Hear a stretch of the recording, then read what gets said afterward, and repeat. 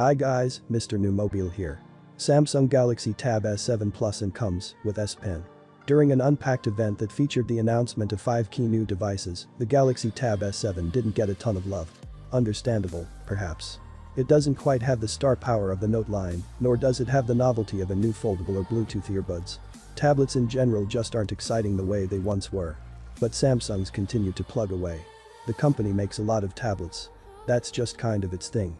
Why make one when you can make a dozen, each with different price points and target audiences? It's the Galaxy Tab line, however, that's always been the one to watch, providing a premium slate experience designed to complement its Galaxy handsets. In fact, in a world where Android tablets are largely the realm of budget devices, Samsung remains one of the few out there still manufacturing a device that can go head-to-head with the iPad. The latest model brings a number of key features, though the biggest of all isn't available on the Tab S7 Plus review unit the company sent along. The device will be among the first tablets to receive 5G connectivity. Pricing and availability are still forthcoming on that SKU, though honestly, I don't imagine a ton of people are going to be demanding cellular connectivity on their tablets, as long as so many people continue working from home. When travel finally starts up again, that might be a different story. That said, the model Samsung sent along just after the Unpacked event is a beast. It's the spec'd up version of the Tab S7 Plus, which starts at $849. The higher tier bumps the RAM up from 6GB to 8GB, and the storage from 128GB to 256GB. Add in the bleeding-edge Snapdragon 865 Plus, and you've got an extremely capable machine on your hands here. The design matches the premium specs. Gone is the plasticky design of early models, traded up for a sleek and sturdy glass and aluminum design. It's a tablet that looks and feels as premium as its price tag indicates. It's a bit heavy, though, at 1.26 pounds for the 12.4-inch model versus 1.41 pounds for the 12.9-inch iPad Pro. The truth about these devices is they're no longer designed to be held up above your face as you lie in bed. They are, of course, intended to be real multitasking work-play machines.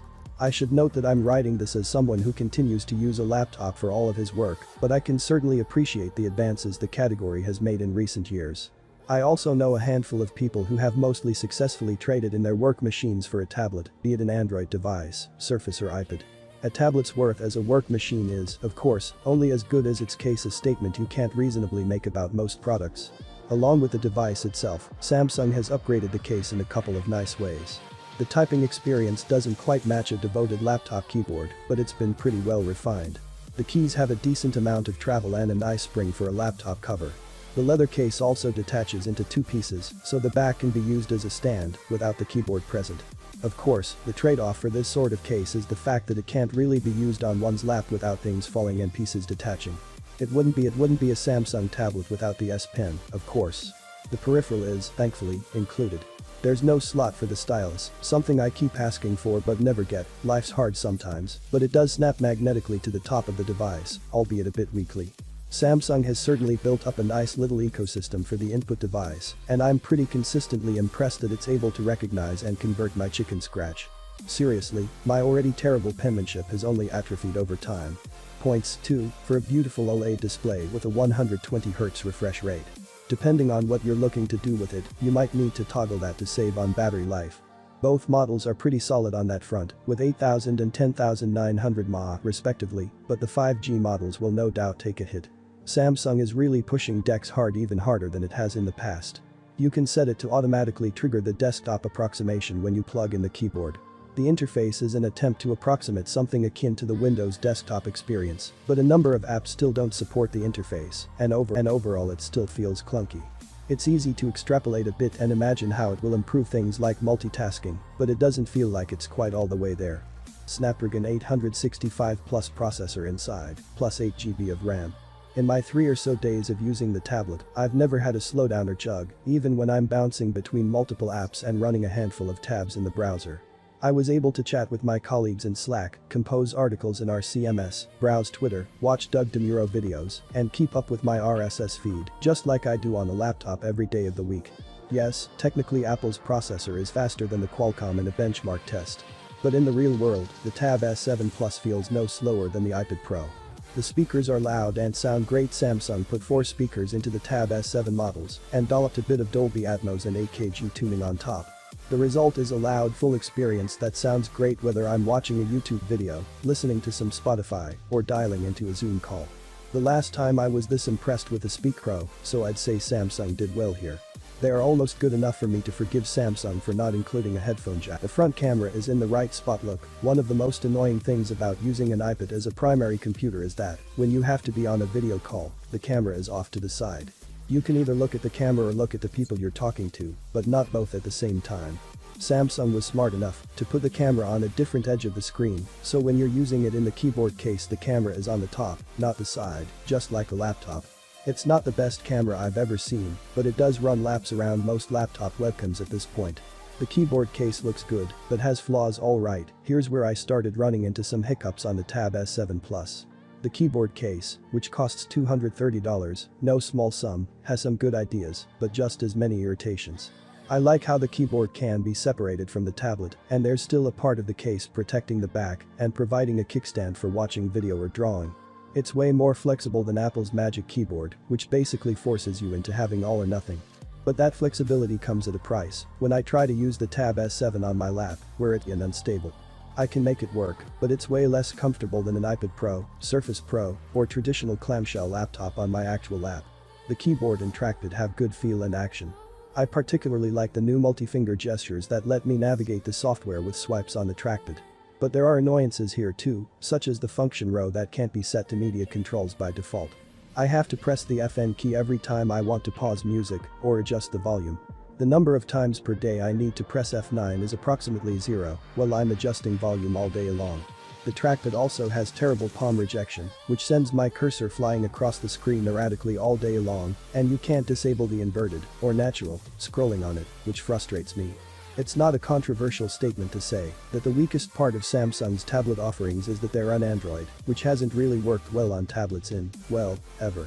To try to overcome some of Android's large screen shortcomings, Samsung developed DeX a few years ago to provide a more traditional desktop-like experience, complete taskbar at the bottom. The problem is that DeX still feels like an unfinished project. DeX's rudimentary window management makes Windows 95 feel advanced. The fact that I can't use the trackpad to select text in a web page irritates. Then there are the bigger issues, like when apps refuse to open in DeX mode, hello LastPass, or don't want to cooperate with Samsung's hacky window resizing controls, looking at you, Pocket.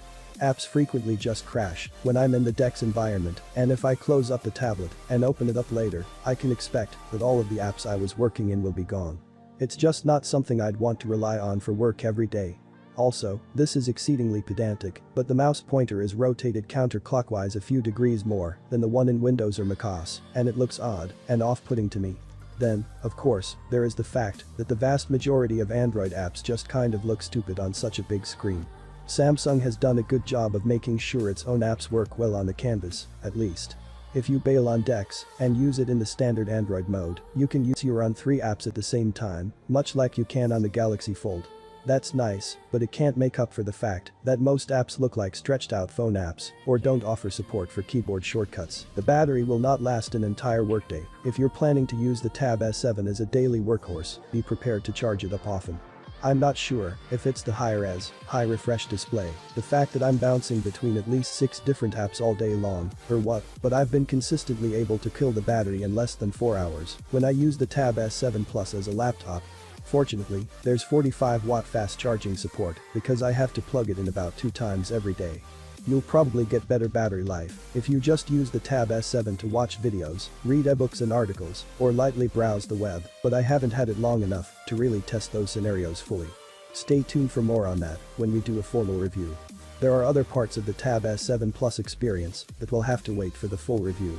I am not an artist, so I couldn't fully appreciate the lower latency on the S Pen. I did use it to sign a few documents, and my handwriting was as terrible as ever.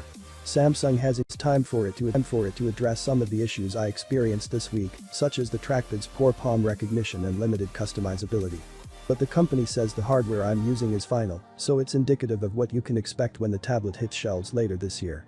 I am much excited on Samsung improvement on their Tab devices. That's all I have for you guys for the meantime. Well, having been said, please subscribe, like the video, comment. Thanks for watching. See you on my next video. One, peace out.